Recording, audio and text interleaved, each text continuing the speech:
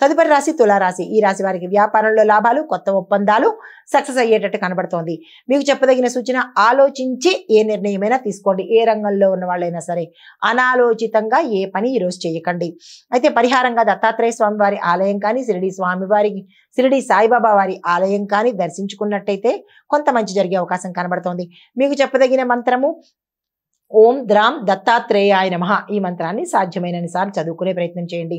తదుపరి రాశి వృశ్చిక రాశి. ఈ రాశి వారికి పనుల్లో విజయాలు, రాజకీయ రంగంలో ఉన్న వారికి, విద్యార్థులకు, ఉద్యోగస్తులకు ఆర్థిక లాభాలు, విద్యార్థులకు సక్సెస్ జరిగే అవకాశాలు కనబడుతోంది. ఎవరైనా పై చదువుల కోసం కానీ లేదా విదేశాలు వెళ్ళి అక్కడ స్థిరపడాలి అని అనుకున్న విద్యార్థులకు ఈ రోజు దానికి సంబంధించిన ప్రయత్నాలు చేసినట్టయితే కనుక సక్సెస్ అయ్యే అవకాశం ఉంది. సూచనలు ఏంటంటే కనుక కోపాన్ని నియంత్రించుకునే ప్రయత్నం చేయండి. అగ్రెసివ్ నేచర్ని తగ్గించుకోండి. మీకు పరిహారంగా కుజుడికి సంబంధించి కానీ నవగ్రహ ఆలయంలో మీ పేరిట ఏదైనా పూజ చేయించుకోవడం కానీ లేదా దానం ఇచ్చుకున్నట్టయితే కనుక మంచి జరిగే అవకాశం ఉంది. మీకు చెప్పదగిన మంత్రము ఓం కుజాయ నమః. ఈ మంత్రాన్ని సాధ్యమైనన్ని సార్లు చదువుకునే ప్రయత్నం చేసుకోండి.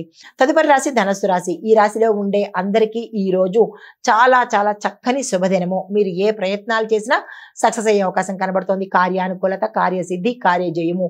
విద్యార్థులకు, ఉద్యోగస్తులకు, వ్యాపారస్తులకు, రాజకీయ నాయకులకు ఇలా ప్రతి ఒక్కరికి కూడా ఈ రోజు చాలా చక్కగా ఉండబోతోంది. ఏ ప్రయత్నాలు చేసినా సక్సెస్ అవుతాయి.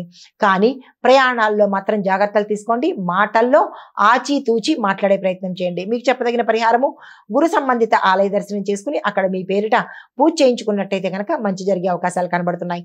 మీకు చెప్పదగిన మంత్రము ఓం బృహస్పతియే నమః. ఈ మంత్రాన్ని సాధ్యమైనన్ని సార్లు చదువుకున్నట్టయితే కనుక మంచి జరిగే అవకాశం ఉంది.